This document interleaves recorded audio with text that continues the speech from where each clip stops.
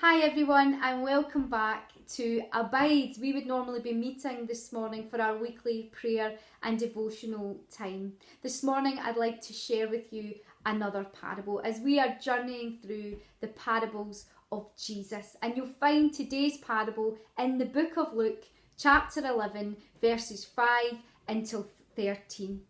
So Luke was an apostle of Jesus Christ. He was a follower of Jesus Christ. And in the book of Luke, there are many references to prayer and the importance of prayer. Interestingly enough, Luke was not only a follower of Jesus, he was also a doctor. However, he knew the importance of prayer. He was a dependent man of God as well as an intelligent man of God. And I think we need to continue right now to be praying for our doctors and for our nurses and for our key workers who are out there doing a tremendous job for the country. So keep praying for them. They need our prayers right now. Okay, back to the parable. As I said, you'll find this parable in the book of Luke, chapter 11, verses 5 until 13. But I'm going to paraphrase the story for you. So there was a friend that chapped the door of his friend's house at midnight. Now that's an odd time to go chapping somebody's door. What was the emergency? Well, he was looking for some bread. Now you're maybe thinking, couldn't that wait until the morning? Why was he there? Well, he had a guest that had arrived at his house and he wanted to serve the guest. Now again, you're thinking, couldn't that wait until the next day? Well, in Bible days, hospitality was incredibly important. In fact, if you didn't serve well your guests, it could almost be construed as hostility and not hospitality. Such was the importance of hospitality.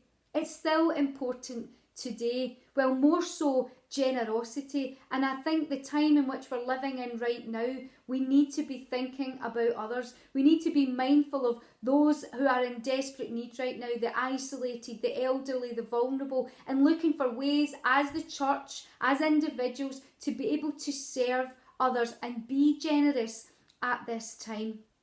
So back to the story. So he's chapping the door at midnight. And the man doesn't even open the door. He basically shouts at the other side of the door, "Go away, my children are in bed and you're going to wake up the whole household. Go away," doesn't open the door. Basically, "I'm not giving you any bread."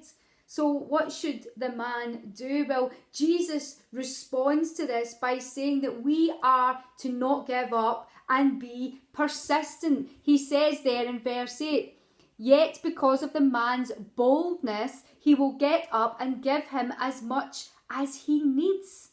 He's basically talking about shameless persistence here.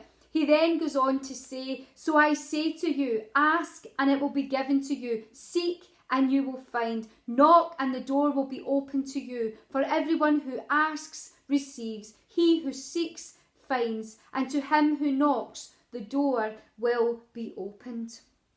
That's the approach we need to take to prayer.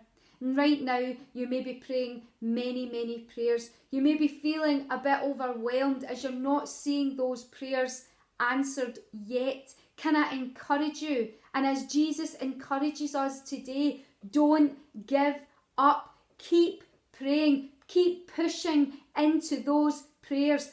Push. Pray until something happens. Don't give up.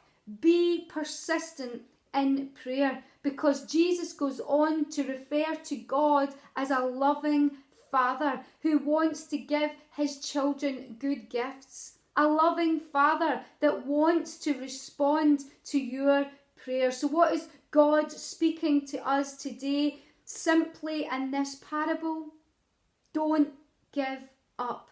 Keep on praying. Keep on pushing through those prayers, because he is a good Father. He is listening to your every cry right now. So keep praying, hold on, be persistent and be patient and wait for the Lord to answer those prayers. Until next time, God bless.